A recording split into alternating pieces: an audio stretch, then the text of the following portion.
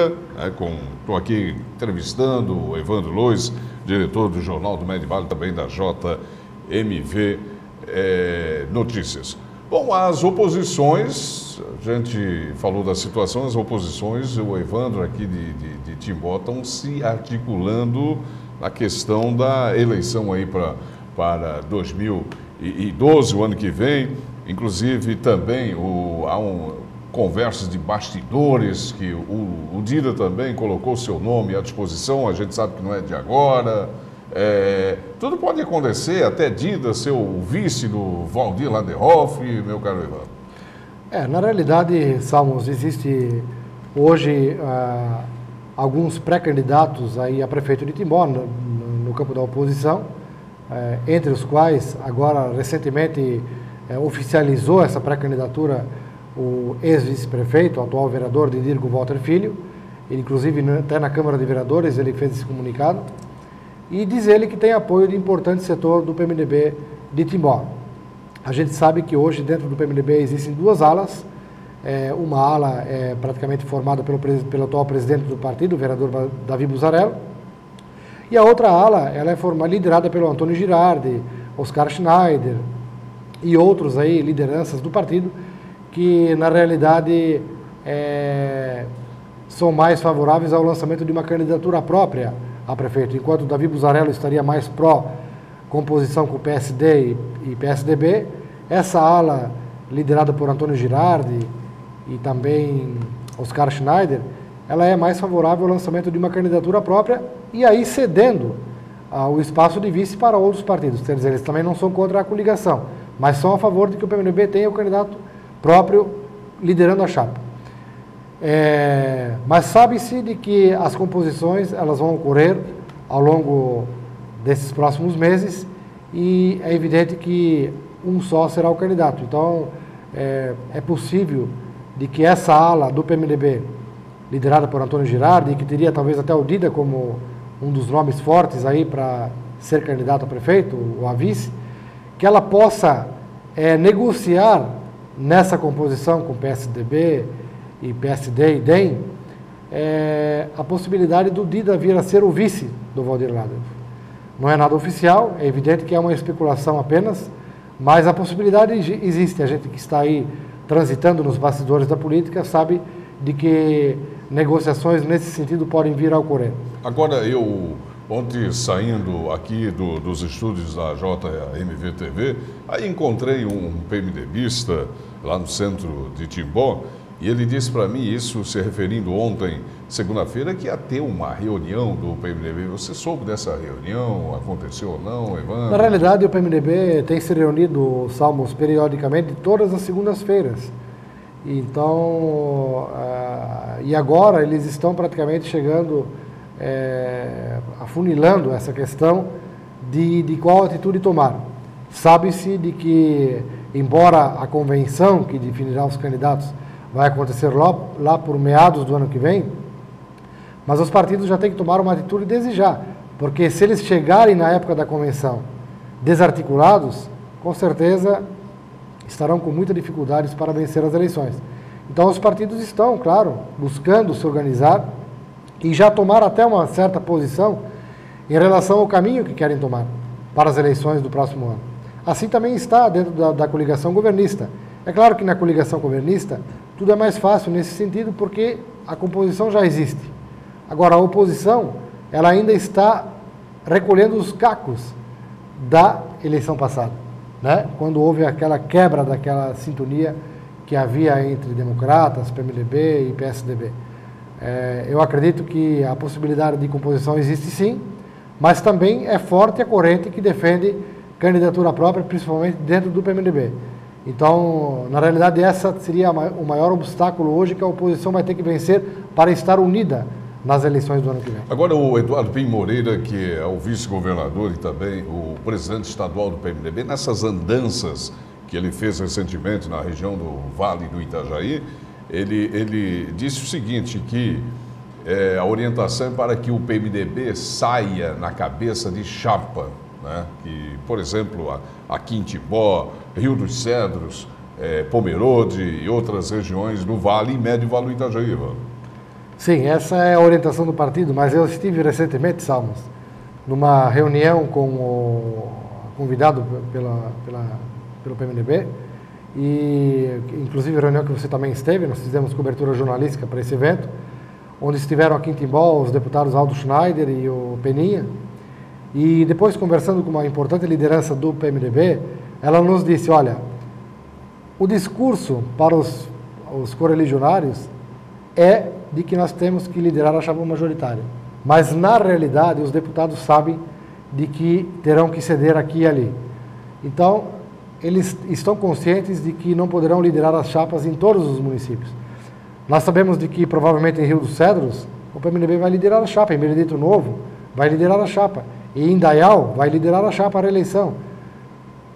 Timbó, como a situação hoje ela é mais favorável, talvez ao próprio Valdir Ladel, entre os candidatos da oposição, com certeza o PMDB poderá abrir mão da liderança da chapa. Então é uma questão tudo que será negociada, Salmos. Já se fala até em Pomerode de uma composição entre o PP e o PMDB, coisa que na eleição passada era praticamente impossível, porque os candidatos tiveram uma concorrência muito forte, inclusive até foram muito competitivos, o candidato a prefeito eleito, Paulo Piluzulati, com o candidato do PMDB na época. Então, hoje já se fala na possibilidade de haver uma composição entre ambas as partes. Mas a composição já aconteceu há 12 anos atrás, lá em Pomerode, onde que o Paulo Piluzulati saiu como candidato a prefeito, tendo como vice do PMDB, né, na época, o Darcio Degli. Isso já havia acontecido e perderam a eleição na época para o Efes Crick. Exatamente. Então, quer dizer, é uma questão que na eleição passada estavam em lados opostos, agora podem estar até unidos. E isso também pode acontecer até aqui no município de Timbó.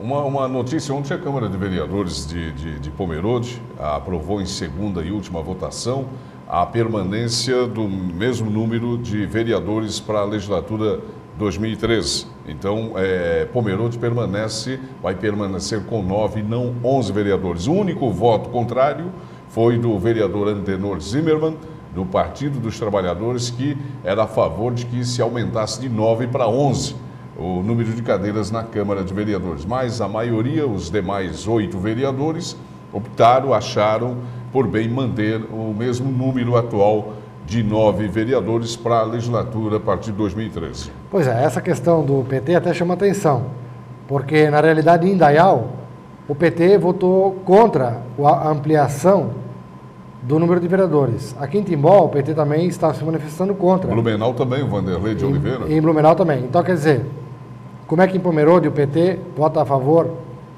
ou defende o aumento de cadeiras, em Timbó, em Indaial? Quer dizer, é estranho realmente a posição do partido. Quer dizer, os partidos hoje, eles não fecharam questão.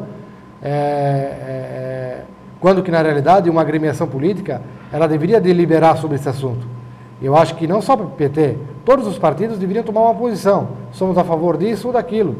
Então, na realidade, hoje, você não sabe qual é a posição, por exemplo, do PT, do PMDB, em relação ao aumento do número de vereadores.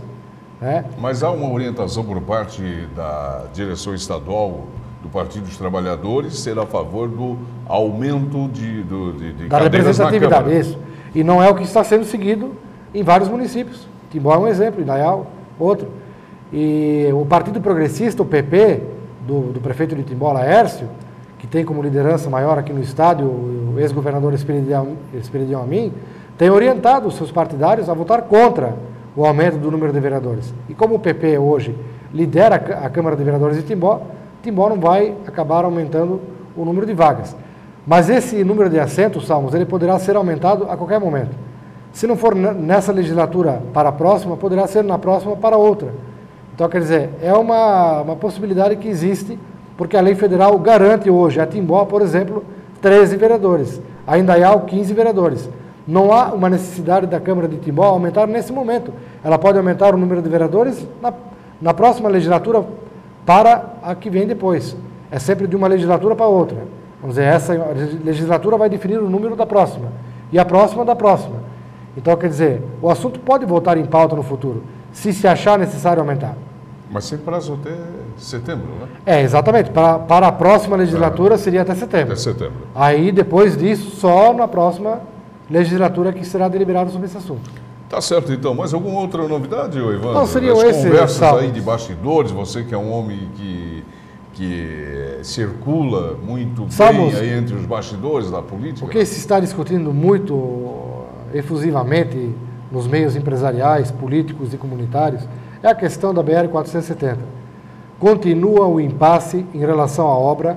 Agora, recentemente, saiu a notícia de que serão mais de 400 desapropriações e o governo teria alguma verba no orçamento já para a pavimentação, mas não para as desapropriações.